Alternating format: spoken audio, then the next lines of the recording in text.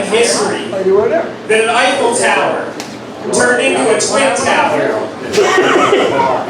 Alright guys, you like dark jokes in here?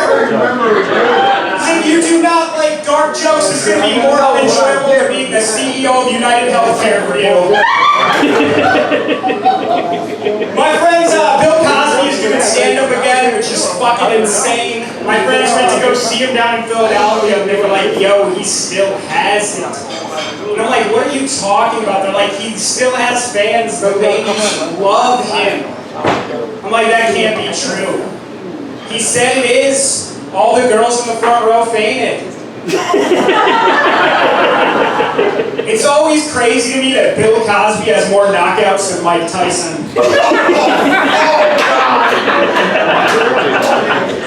NASA the other day came out and said aliens aren't fuckable. They had to come out and tell us you can't fuck an alien. A little fucking ridiculous, right? Immigration's been doing it for years. Disney came out with a new Little Mermaid. Little Mermaid fans, anybody see it? Yes. There was a lot of backlash on this new Little Mermaid. People boycotted it because they made Ariel black. But I think that's a positive change. I think it empowers little black kids. Yeah! It shows them they can do anything. Like swim.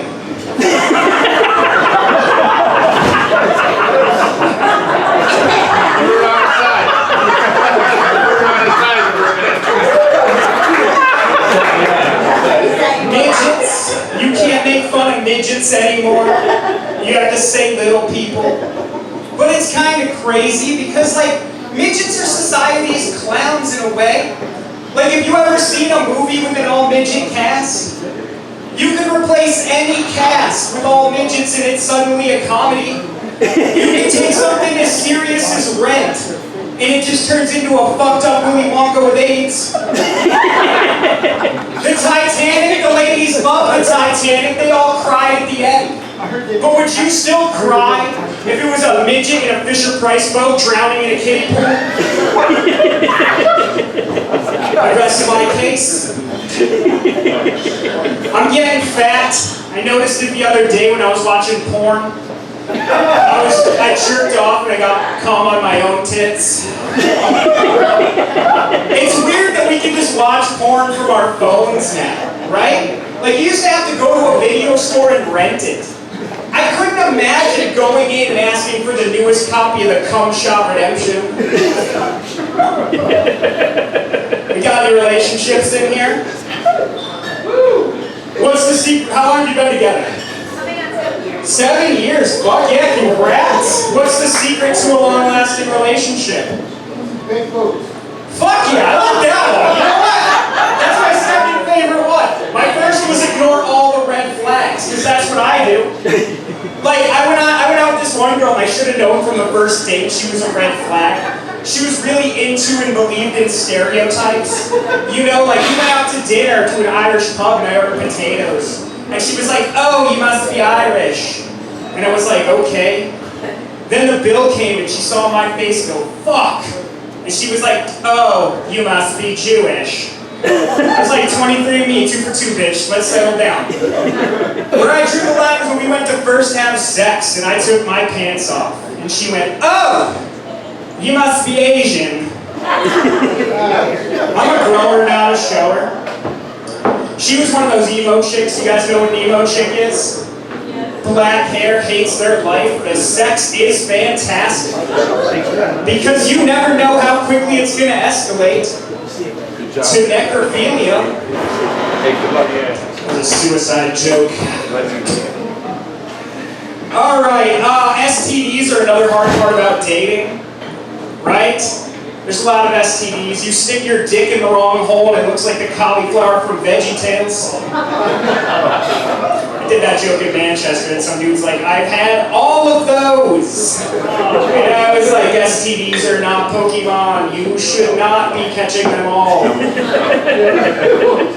Dating in 2025, I say, is the hardest time in history to date, right? It's harder to date now than it was during the Holocaust. At least when you dated during the Holocaust, it was real easy to get a girl's number. Is that a 3, 2? Fuck it, let's go back to my place and shower. It's gonna get worse. It's gonna get worse. Hold on, guys. Brace yourself. It's gonna get worse. Brace yourself. You brace yourself. I like you, so brace yourself. My favorite part about dating, though, is blowjobs, right?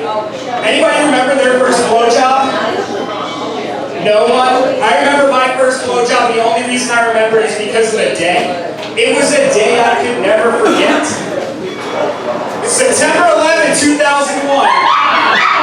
5th grade, under the bleachers. I think this chick had some sort of fixation on tragedy because she was twice as horny. She grabbed my head, pushed me down first, and said the towers aren't the only thing going down. Still the sexiest thing I've ever heard to this day. Then she went down. I don't know how long she was there for, but I think we already invaded Iraq. School was out by like 3 hours. And I really fucking miss that teacher is what I'm getting at, guys. I have one more blowjob story I'll leave you with, guys. I was on Tinder, I matched with this girl, and she was like, come over, I'll give you a blowjob. So I was like, fuck yeah, I'm on my way. I get there, we get in her bed, she starts giving me a blowjob. Then I notice her nose kind of twitch. How many of you had a girl sneeze during a blowjob? No one. Follow-up question, how many of you have tasted your unborn child? It was like a fucking move on a Street Fighter. It was just like Hadouken, and a salty missile of a surprise hit me in the back of the throat. I didn't know what to do. I was drunk. I fell asleep. I woke up in the morning covered in piss. This chick R. Kelly'd me in my sleep. And the only reason I tell you this very fucked up situation that you go through in your lives teaches you a valuable life lesson. This life lesson was